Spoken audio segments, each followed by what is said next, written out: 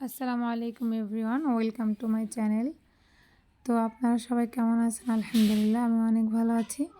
আজকে খুব সহজ নিয়মে খুব সুন্দর একটি গলার ডিজাইন তৈরি করে আপনাদের সঙ্গে শেয়ার করব।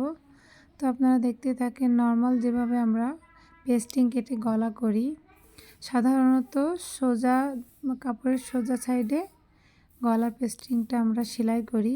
তো এটা ডিজাইন করার জন্য কাপড়ের যে উল্টা সাইডটা আছে সেখানের মধ্যে এভাবে করে সেলাই করে নিচ্ছি। এই যে আপনারা দেখতে পাচ্ছেন,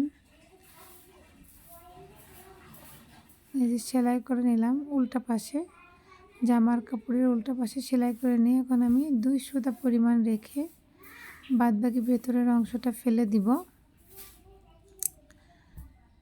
এই যে এখন এটাকে হালকা হালকা করে বাঁকা বাঁকা করে কাট দিয়ে দেওয়ার কারণ হচ্ছে এটা ফিনিশিংভাবে খুব সুন্দরভাবে উল্টানো যায়। আর এই কাটটা না দিলে অনেক সময় উল্টাতে গেলে একটু দলা হয়ে থাকে, সুন্দরভাবে বসে না। তারপর উপর দিয়ে এই যে একটা চাপ সেলাই দিয়ে দিচ্ছি। এটা হচ্ছে জামার উল্টা সাইড। এই যে দেখতেই পাচ্ছেন, আপনারাও ট্রাই করলে পারবেন। খুব সহজ নিয়মে গলার ডিজাইনটা করে দেখাবো আজকে আপনাদেরকে। আর এর পর্যায়ে আপনাদের সঙ্গে একটা কথা বলি, যদি আমার ভিডিওটা একটুও ভালো লেগে থাকে তাহলে অবশ্যই আমার চ্যানেলটা সাবস্ক্রাইব করে আমাকে উৎসাহিত করবেন। এই যে এটা হলো সোজা সাইড, জামার পটিটা জাস্ট সোজা সাইডে আনলাম। নর্মালি আমরা উল্টা সোজা সাইড থেকে করে পটিটা উল্টা সাইডে নিয়ে যাই, আর আজকে উল্টা সাইডে পটি করে সোজা সাইডে আনলাম।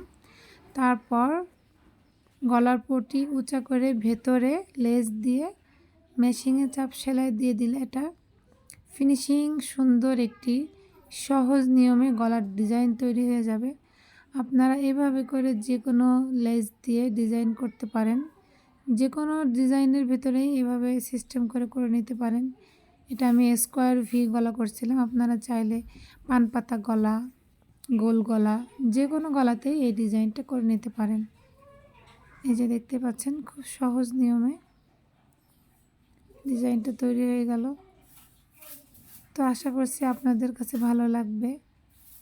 ভালো লাগলে অবশ্যই চ্যানেলটা সাবস্ক্রাইব করে ভিডিওতে একটা লাইক কমেন্ট করে আমার পাশেই থাকবেন। আমি যেন নিত্য নতুন সুন্দর সুন্দর কাজের ভিডিও আপনাদের সঙ্গে শেয়ার করতে পারি। আর সকলে ভালো থাকবেন, আমার জন্য দোয়া করবেন। আবার নতুন কোনো ভিডিওতে আপনাদের সঙ্গে দেখা হবে।